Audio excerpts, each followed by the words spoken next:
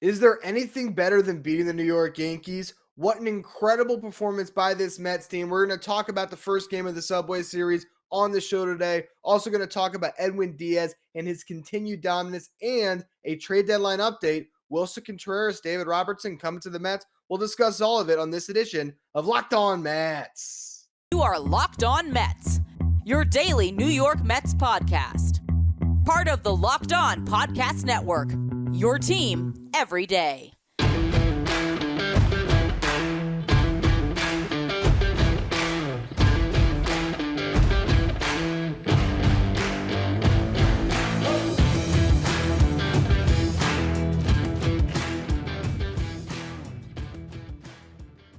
Hello to all you amazing Mets fans. You're watching Locked On Mets, part of the Locked On Podcast Network, your team every day.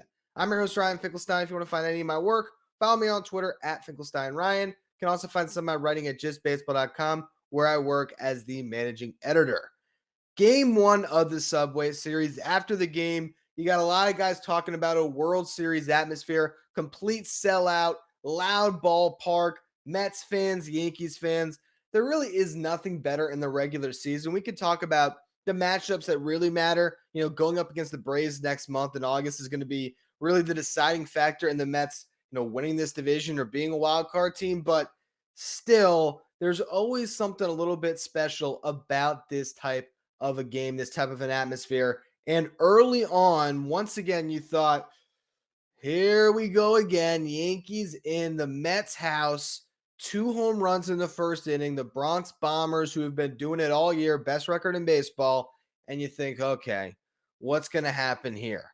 Well, Starling Marte, after Brandon Nimmo gets out, he comes through and lines a home run out of the ballpark that just sent a jolt of electricity into the crowd, and the Mets fed off of that. And what you saw tonight is Francisco Lindor and obviously Marte and Pete Alonso, that combination of 2, 3, 4 in the Mets lineup, they showed up, and they showed up in a massive way. You had the home run there by Marte, Lindor doubles, Pete Alonso doubles, roars when he gets on base. That gives the Mets suddenly a tie ball game. You then have Mark Canha strikes out, Eduardo Escobar strolls up to the plate, and all of the scrutiny this guy has gotten, he came through in this spot.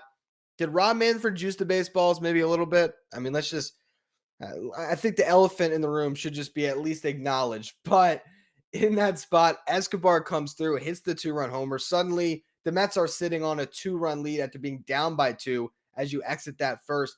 And it just changed the whole complexion of the game. And the offense continued to have their moments. You saw Starling Marte again in the third inning. He doubles. He then scores on an error. Lindor hits a grounder to Donaldson. Lindor chugging down the line, a tough throw, I guess, tough play, but still an error made. Marte able to, come around and score there, showed off his wheels a little bit on that play. In the 8th inning, you had the Mets tack on another run there. Jeff McNeil gets the RBI hit after Francisco Lindor and Pete Alonso both had base knocks. You look at that group that I mentioned, Marte 2 for 4, Lindor 2 for 4, Alonso 3 for 3 with a walk. That's what the Mets need. They need their top guys to perform. And you saw that. You saw that with the All-Stars. And I loop Francisco Lindor in as an All-Star, even though he didn't get the recognition for the game, but he's an All-Star player throughout his career. You need him to play like an All-Star in this second half. That's the big thing here. We can talk in the final segment today about the trade deadline. A new report is linking the Mets to Contreras once again. We'll see what happens on that front, but assuming that the Juan Soto pipe dream will remain a pipe dream, which is what I think all the reports are indicating right now, what you need for this lineup to be great, as much as we can talk about Daniel Vogelbach and Brandon Drury or Trey Mancini from yesterday's show, you need the guys that have been here, the guys that have been all-stars to perform. It's Marte, Alonso, McNeil, your 3 all-stars. It's Lindor, who is the highest paid player. That is the core of this team. And in a big moment tonight, they stepped up. And also Taijuan Walker, I mean, is he the Mets number 2 right now? I know obviously the way they slated their rotation, that's not how they really had it coming out of the break. They still had Bassett and Carrasco starting ahead of him, but this guy's been so good this year, and that's a tough lineup to get through, and to give up 2 home runs early, something he hasn't done this year, and to just kind of grit his way through it. That was really impressive. Gives up another run in the fourth inning off a couple of singles and fielder's choices. But bottom line, he gets through 6 innings, allows just 3 runs, a quality start. His ERA is at 2.67 on the season. He has been so good this year. And we also saw a lot of really good defense behind him. Jeff McNeil had an incredible play coming in on a ball. Lindor made some plays. You just saw top to bottom a team victory, and the Mets playing the type of baseball that has them in first place at this stage of the season. And I think coming out of the break, they stumbled going into the break. Even though they won 3 or 4 against the Cubs, it wasn't pretty.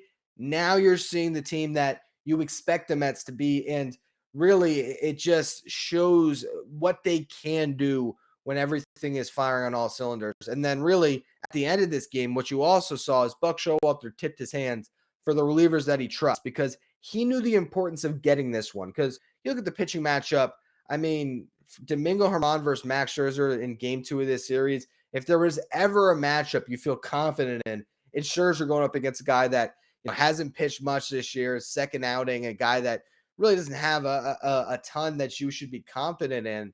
I would imagine the Mets can easily, I don't want to say easily, it's the Yankees, and it's that lineup. That lineup is great, but the fact that you got Scherzer going against it, you feel really confident here. And I think Buck Showalter knows that, Scherzer is going to have that extra dog in him to maybe get 7, maybe get 8 in that game. So with that in mind, he's thinking, all right, let's go to the guys that I absolutely trust. And it was Adam Ottavino and Edwin Diaz. And Edwin Diaz, I think that's a given that he trusts him. But the fact that he decided in the 7th inning to go to Ottavino and to use him for multiple innings, he got 5 outs for the Mets. That was big. And then after he threw 30 some odd pitches, he goes to Diaz to get the final 4 outs of the game. And that's what we're going to talk about in a second here, because I want to go through some of the numbers on this guy. Edwin Diaz is looking like the best relief pitcher in baseball. I mean, that's how dominant he has been. And in that 9th inning, after he gets the first strikeout of 4, all 4 of his outs recorded strikeouts in this crazy and environment where the stakes were so high, the adrenaline was pumping, he rose to the occasion. He spiked the ball, okay? There was a ground ball hit back to him. I don't know what the Mets can turn to, and I don't think so. But regardless, he should have got at least 1 out. He spikes it. There's 2 runners on, and I wasn't worried one bit. I don't know how other Mets fans felt, but that's the level of trust I now have in this guy. He gets the last couple of strikeouts.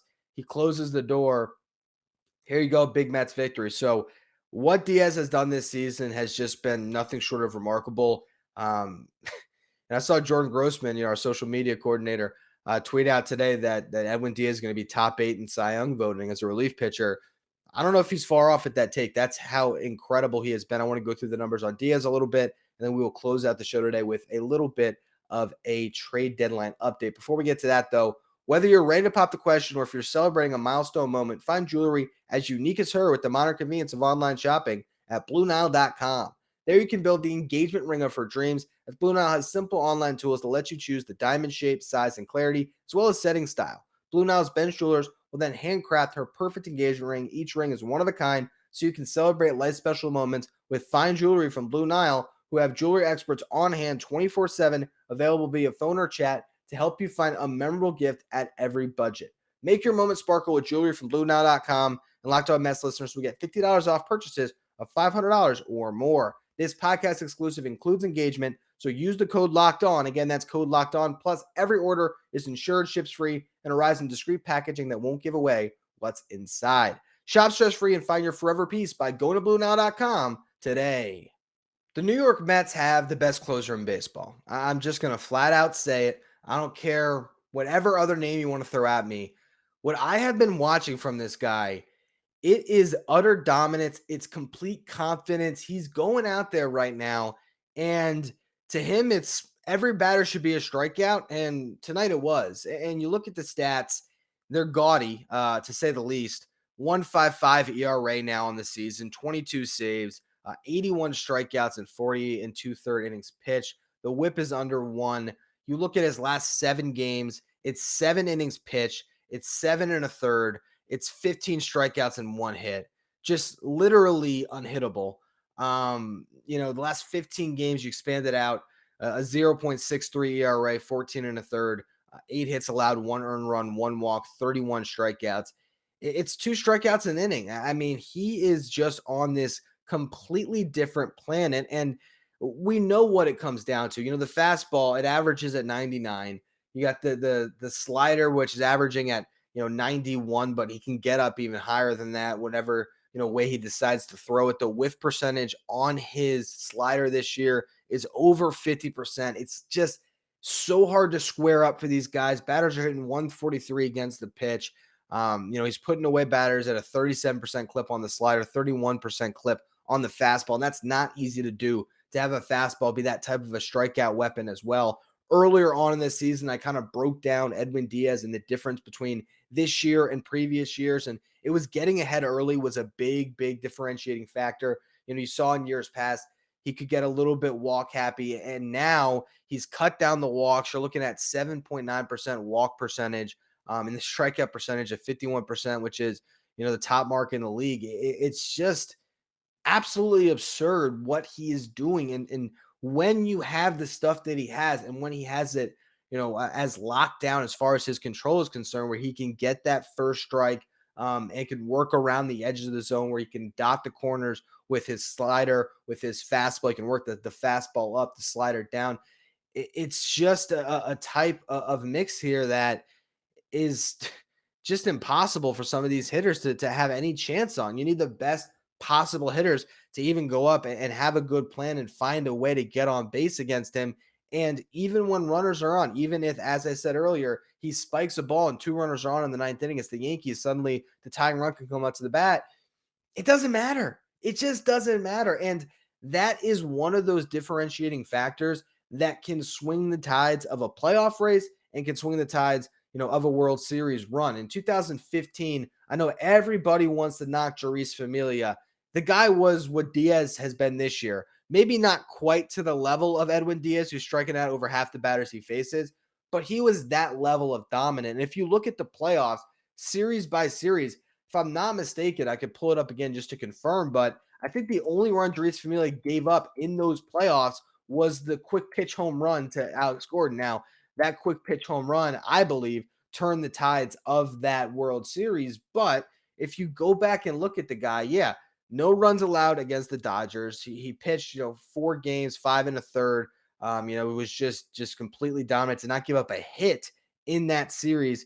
Got 2 of the saves there against the Cubs, had 3 saves, 4 1/3, 2 hits, 2 walks, but no runs scored. And then in the World Series, you had that 1 run. And then, of course, the following year, he wasn't quite as dominant, and he had the big, mistake that I think Mets fans remember him for, giving up that home run to Connor Gillespie. But the bottom line was, in that season, that's the type of closer he was. And that was a big reason that a Mets team that was probably a little bit less talented than others was able to make that run to the World Series. Everyone talks about the starting pitching and Yoenis Cespedes, but Jeurys Familia was a huge part of it. And now Edwin Diaz is that guy. And, to look at the advanced metrics just because they're fun, strikeout percentage, 100th percentile, barrel percentage, 99th percentile, whiff percentage, 100th percentile, chase rate, 98th percentile, fastball velocity, 99th percentile, average X velocity, 90.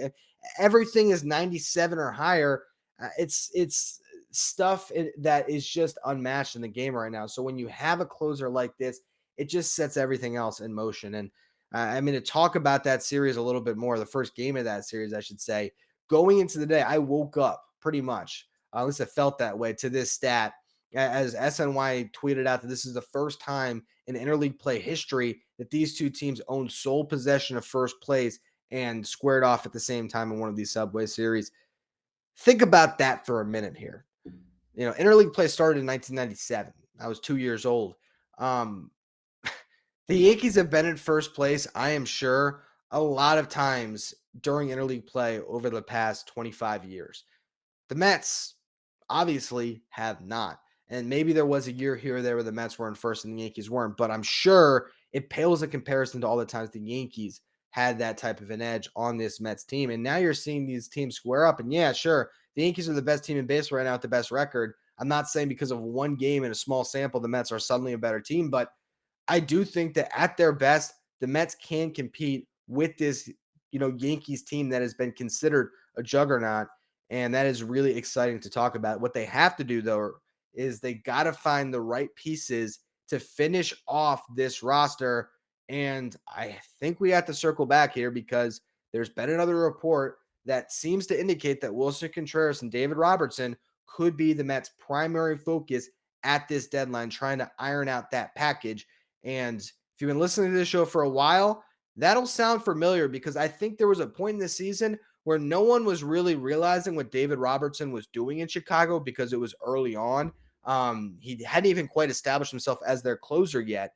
And James McCann went down 2 months ago, and somebody recorded a podcast saying that was the trade the Mets should make. And here we are, a little over 2 months later, and the reporting is indicating the Mets might go in that direction. So I want to talk about what the report said, and also kind of look at some of the other options. I know we've been talking about them a bunch, but the deadline is still kind of the top story of mine. So I want to get to that in just a minute here. Before we do, though, betonline.net is your number one source for all of your betting needs and sports info. Find out the latest sports developments, league reviews, and news.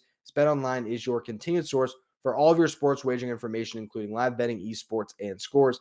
BetOnline.net is the fastest and easiest way to check in on all your favorite sports and events, including MMA, boxing, and golf. Head to the website today or use your mobile device to learn more about the trends in the action. BetOnline, where the game starts.